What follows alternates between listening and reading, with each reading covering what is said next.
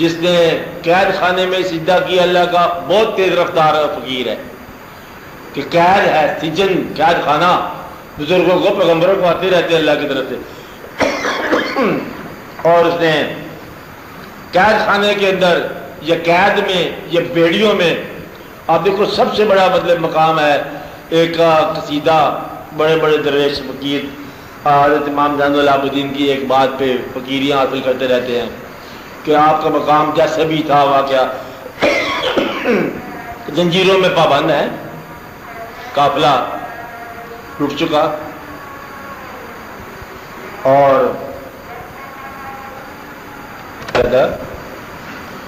کہ امام زین العابدین جس طرح واقعہ تھے، اب وہ تمام غم کی کیفیات سے گزر چکے ہیں، ہر قسم کا غم، ہر قسم کا غم جو پاسبل ہو سکتا ہے۔ میں کہتا ہوں کہ غم جو ہے، غم چھوٹے آدمی کو توڑ دیتا ہے، ٹوٹ جاتا ہے انسان، اور اگر غم میں غم دینے والے کا خیال رہے تو پھر انسان بہت بلند ہو جاتا ہے۔ آپ کا یہ عالم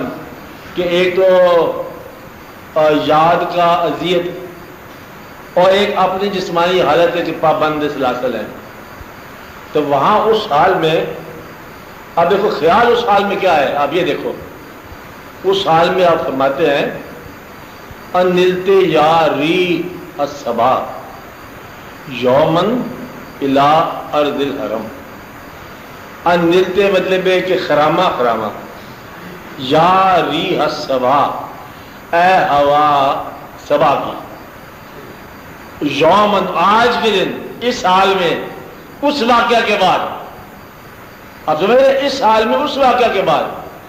انلت یا ریح الصبا یومن الی ارض الحرم وبلغ سلامی روضۃ فیہا النبی المحترم، اور آج میرا سلام پہنچا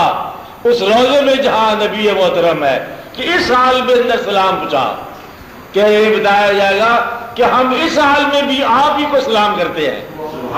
اس واقعہ کے بعد اس حال میں اسلام آپ ہی کو کرتے ہیں، تو اس غم کے بعد اس حالت میں سلام آپ ہی کو ہم کرتے ہیں، جس نے اس حال میں سلام پہنچایا اور وہ پھر اس حال میں پہنچ گیا۔ تو یہ ایک عبادت کہاں رہ جاتی ہے، عبادت سے کہیں نکل جاتی ہے۔ کیا ہوا انلت یا ری الصبا، اے ہوا یومن الی ارض الحرم، آج کے دن تو پہنچ ارض حرم میں، اور بلغ سلامی روضۃ، آج میرا سلام اس روضے میں بچا، فیہا النبی المحترم، جس میں نبی محترم ہے۔ اور یہ نبی محترم حالانکہ رشتہ بتا سکتے ہیں، لیکن نا نبی محترم ادب سے کہا، یہ ادب جو ہے یہ غم کی مکمل داستان ہے کہ آج ہم نبی کو سلام کہتے ہیں، رشتہ داری کی بات نہیں کی ہے، آج ہم اپنے نبی کو سلام کہتے ہیں۔ تو اس حال میں فقیر جو ہے اس حال میں سلام کہتا ہے، جس حال میں اللہ نے اس کو پہنچایا